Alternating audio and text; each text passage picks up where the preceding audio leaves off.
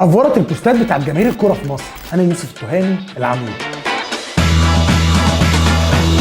احنا شعب جدع قوي ودمه خفيف قوي وشعب عاطفي قوي قوي قوي، وبيكتب اي حاجه بتيجي على باله حتى لو الموقف ما استدعيش. يعني مثلا بعد سوء الانتقالات الاخيره ورحيل امام عاشور عن نادي الزمالك، شد انتباهي بوست لواحد من جماهير نادي الزمالك وهو بيتحسر على رحيل امام، وحب يكبر المواضيع وكتب بوست ممكن يجيب مع الناس، والغريب انه جاب مع الناس. بس تعال احكي لكم عليه. الراجل خد كلمات قصيده قديمه وابتدى ينزل عليها صور لعيب عشان يبتدي يدوس على مشاعر الناس. فخليني اقراها لكم كده عشان تخشوا معايا في المود. انا عن نفسي ما دخلتش فيه، بس تعالوا نجرب. قال لك كنا 7 ويا بعض نروح ونيجي اي وقت واي حته، جامعه ماشي، قهوه ماشي، اي هلس ورمي جدا. بعدين راح كاتب باقي المواجع في تحت كل صوره.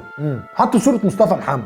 قال لك ايه بقى؟ بس من بعد الشهاده كله كان عمال يعافر، شال همومه وراح مسافر، خد همومه وسابنا 6. مصطفى محمد اصلا كان باعت واحد قبل كده يمتحن مكانه، تمام؟ راح بعد كده حاطط صوره فرجاني. قال لك ايه؟ ساب جاكيته لحد فينا وقال له ذكرى. رد قال له عمري ما انسى، شالها عنده يوم جوازه كان لابسها وسابنا 5. راح مركب صوره طارق حامد. قال له ايه بقى؟ فات شهور وعملنا حادثه كان سببها الصربعه، الشباب وهزار سواقه وضحك فاضي ومرقعه، والتمن كان حد غالي مات وسابنا 4. بعدها راح مركب صوره بن شرقي. صدمه كانت مفجعه، لما فوقنا قالوا لنا مات، واما واحد فينا كمل باقي عمره بعكازات، كان بيتمشى تاتا تاتا والقلم خلاه يسيبنا للحياه احنا الثلاثه. راح حاطط بعد كده صوره امام عاشور وشيكابالا. قال لك ايه بقى؟ بالمعارف والوساطه والرشاوي والهدايا جاله تعيين وجه قبلي، راح وساب واحد معايا. في الاخر حط صوره الونش وزيزو في عربيه وقال لك ايه؟ والنهايه نيجي نقعد على القهوه ونحكي مره كل فين وفين، والمسافه تزيد ما بيننا والشهور بتجيب سنين. باقي مين غير حنين الروح ودمعه؟ وصوره كانت باقيه عندي، وافتكر لو شفنا جامعه ولا جنب القهوه عدي